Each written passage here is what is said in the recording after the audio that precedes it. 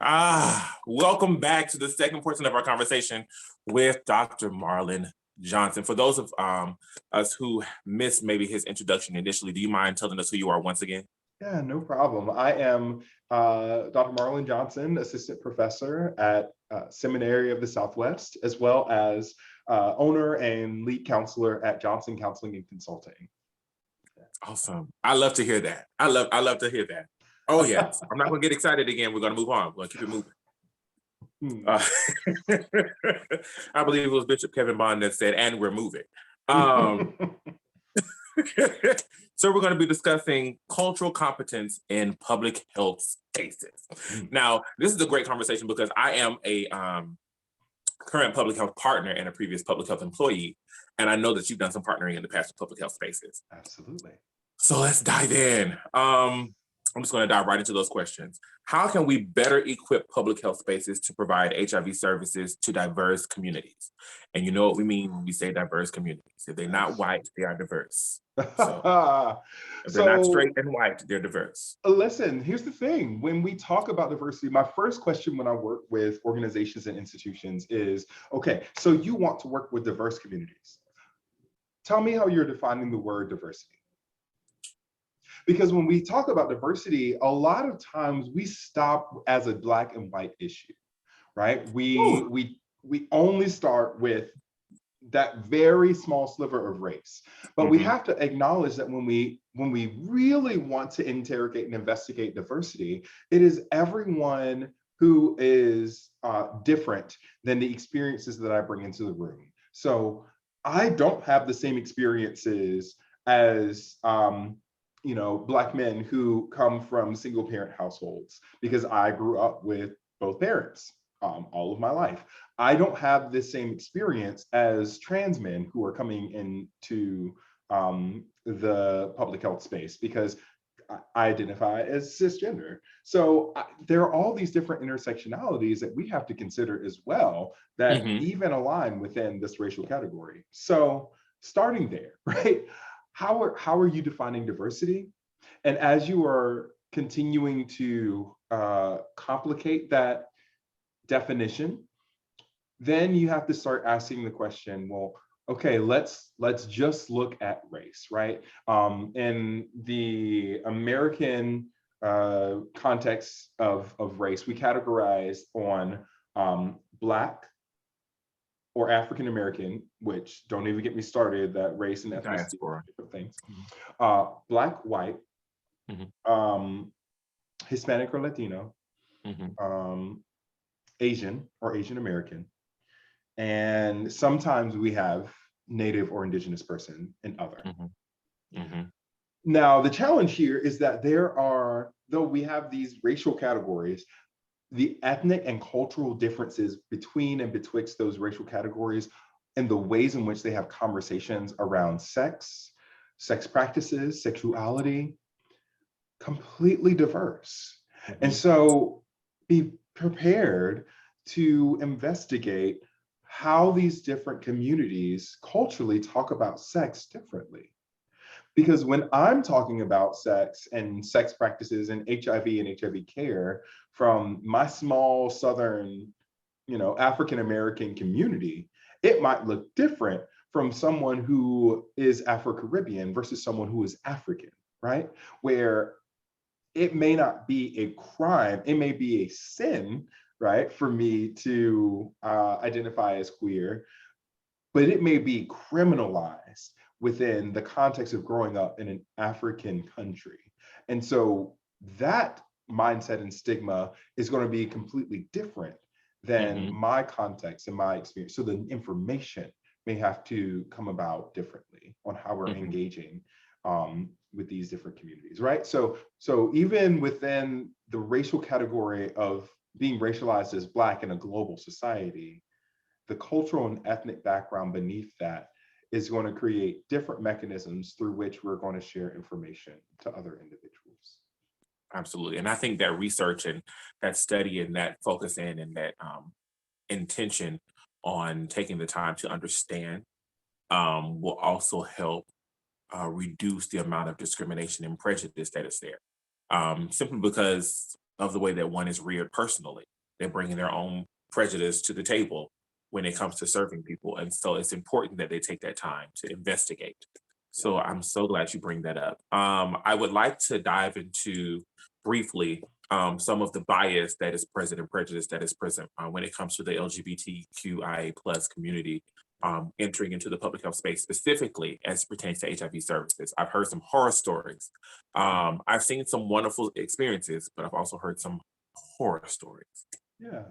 So it's interesting because when we talk about HIV care, there seems to be a centering or almost a segregation, not always, but oftentimes there's a segregation between um, HIV care for white individuals living with HIV versus individuals of color who are living with HIV.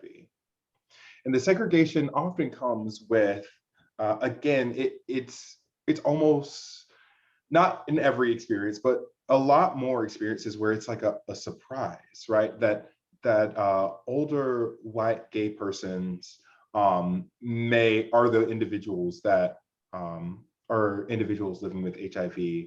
But the population of persons of color living with HIV, it's a little bit more expected, it's a little bit more anticipated. These are the stereotypes that are often being brought into public health spaces, right? And so, Mhm.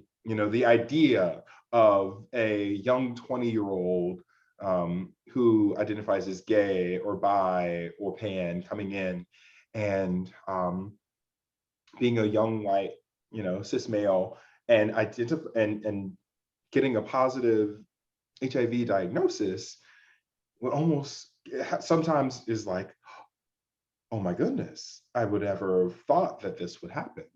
Um, Mhm. and so being aware of those biases and stereotypes that we're bringing into that clinical space is really, really important to be aware of it. And even more so for our non-binary and our trans siblings who are also anticipating getting equitable care. We know that oftentimes it's hard just to get healthcare and medical care as a non-binary or a trans individual. How much more difficult is it for you to be getting gender affirming care on top of HIV care by a provider who, one, let's just say that there's a significant dearth of individuals who identify in those communities and are providing care, but there's a little bit more, but still not enough individuals who are providing care who are who understand the language around non-binary identity or Mhm. gender nonconformity or trans experiences.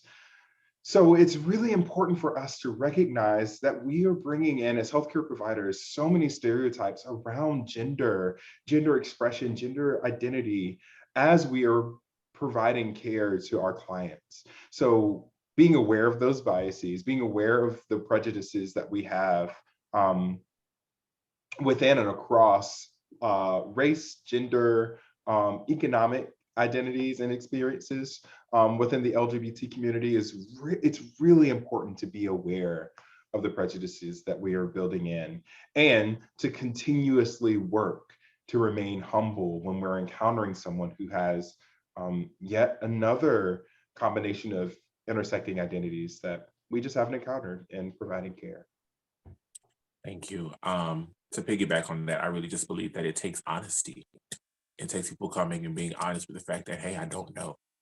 Um, because when you recognize that you don't know, it enables you to really, really dive in and really investigate. And it enables you to ask questions from a pure space and from a Yes. non-biased space. Yes. Because I've learned that people don't mind you asking them questions regarding how they'd like to be served and how they'd like to be treated. It's when we infer our own biases uh, that it becomes an issue. So Yeah. And I furthermore, encourage us like, to really sit in that. Sorry. yeah, no, you're fine. And it's even more important that when we ask those questions, that not only are we like hearing it, but that we're now engaging and interrogating that, or that we're integrating that. There's the Mhm. word. Um, so I always tell people, I cannot blame you for the misinformation you bring to the room. You may have never encountered a young Black male with a PhD. You may have never done it. I can't blame you for the misinformation you bring in your first encounter with me. But once I give you correction, or I offer you another way to engage with me, Mhm. then I'm going to hold you accountable. Mm. So we have to know that's what's going to happen, and that's Right. a part of critical conversations, that now I get to hold you accountable Yeah. to using the pronouns that I use, to using the name that may not always align with my documents, but this is my name, right? This is my name. So all of it, it's all of it. Yeah. Yeah. Yeah. Yeah. Yeah. Thank you so much for taking this time out of your very busy schedule to converse with us. I really do appreciate it. I implore very specifically public health workers. I have a passion for the public health space because I've seen how a lot of the things work, and I really believe that we can do better. We're doing a great job. You're doing an Yes. amazing job. I can speak and call out some names. As a matter of fact, I would love to call out the Coastal Health District. Their HIV team is doing some amazing work. Mm. People like John Malone over in the state of Georgia doing some amazing work. Knox County has an amazing HIV director. Knox County, Tennessee, that is. Done a lot of great work with them. So there are some great people doing the work. Absolutely. But we have a long way to go in the public health space. And I think that is a crucial point to us really ending the epidemic. This year's theme Yes. for World AIDS Day and for the emphasis on ending the epidemic by 2030 is, I'm trying to pull it up so I can read it, y'all. Uh, Ending the epidemic, equitable access, everyone's voice, which is Mm. why I thought this conversation was necessary. Because in order for us to create equitable access and to be able to hear and respect and receive everyone's voice, we've got to be willing to come to the table to learn. Yes. We've got to be open to come to the table to receive, to shut up and listen. So, Yes. with that, thank you guys so much for joining us. Thank you, Dr. Johnson, for these two amazing conversations. You guys look out for more details from us. If you're in the state of Texas, how Yeah. can they reach you? Well, the easiest way to contact me, you can go to my website. It is mjohnsoncc.com. So M as in Marlon, johnsonCC.com. Okay. So yeah, if you're looking for a provider, a mental health provider there in the state of Texas, please reach out to him and his practice. They're doing some amazing work there. I'm so honored to know you, sir. I really am. And also for those providers in the state of Tennessee, Texas, Georgia, Florida, I'm naming southern states on purpose, but across the country who are looking for some resources in regards to education and materials, definitely reach out to Dr. Johnson. Yes. Also reach out to Deserve Inc. You can find us at www.ideserve.net. That's I deserve spelled all the way out .net. We've got some great materials for you there, and we are very open to doing some consultations with you guys to increase the cultural competence there in your practice. Um, so with that, this will end our conversation. Have an amazing day. Stay tuned to the next sessions from Deserve 2021. Y'all, we made it to 2021. Can you believe it? Woo! December. Still can't. All right. We'll see you guys next time. Very well.